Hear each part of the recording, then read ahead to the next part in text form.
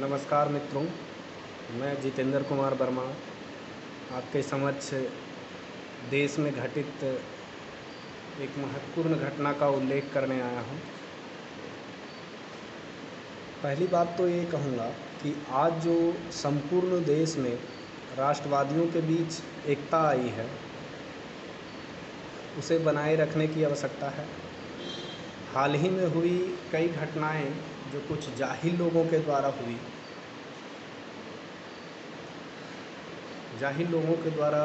की गई तथा देश में भय का माहौल पैदा करने का कोशिश किया गया। देश में भय का माहौल तो पैदा नहीं हुआ, लेकिन इससे राष्ट्रवादी लोग संगठित हो गए हैं।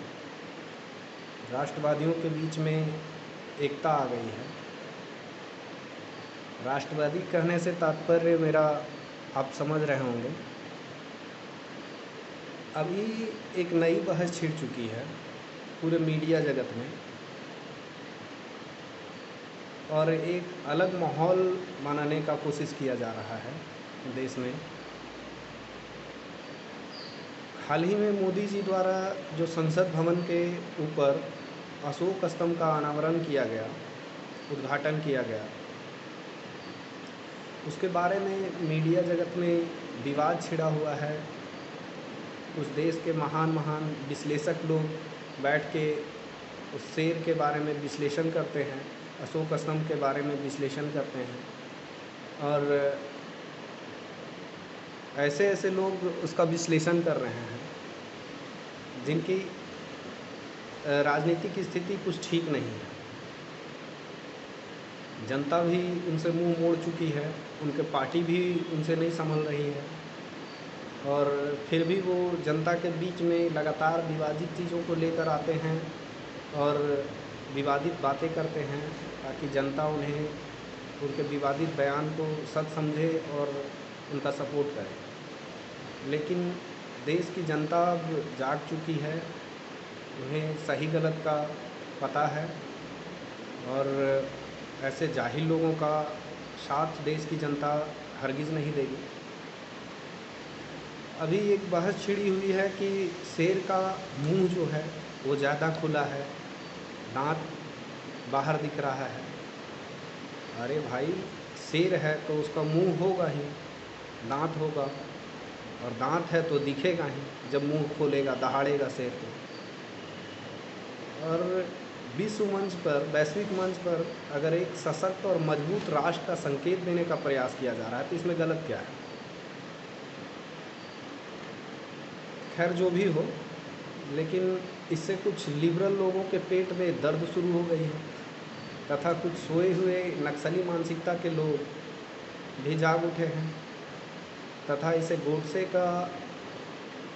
का शेर बतला रहे हैं कि ये गोडसे के मानसिकता या गोडसे के सोच रखने वाले लोगों का शेर है, देश है, या गोडसे की मानसिकता रखने वाले लोगों द्वारा देश का सत्ता चलाया जा रहा है, देश को चलाया जा रहा है। अब अगर देश हित में अगर ये सोच है तो है और अच्छा है कि ऐसी मानसिकता है जिससे कि अराजक तत्वों के बीच में भय का माहौल है तथा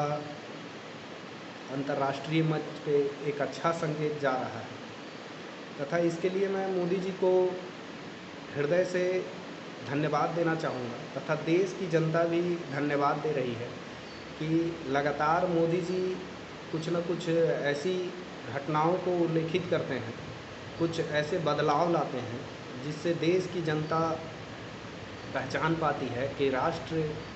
हित में कौन सा व्यक्ति सही है और कौन सा व्यक्ति गलत है, कौन सा डिसीजन सही है और कौन सा डिसीजन गलत है। और अभी तक जितने भी राष्ट्रहित में डिसीजन लिए गए हैं मोदी सरकार के द्वारा, लगभग जनता द्वारा इसे स्वीकार किया गया है तथा इसे अच्छा बतलाया गया है।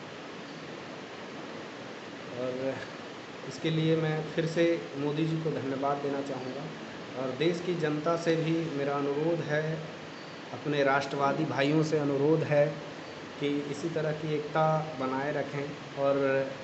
इन नक्सल मानसिकता के लोगों का विरोध इस सोशल मीडिया के माध्यम से करते रहें, ताकि उनके बीच में भय बना रहे तथा वो जाहिल मानसिकता के लोग जो लगातार कुछ एक अलग ही तरह की घटना किए जा रहे हैं, किसी का सर उड़ा देना, किसी को गोली मार देना, इस तरह के घटना जो किए जा रहे हैं, उनके बीच में भी भय का माहौल बना रहे और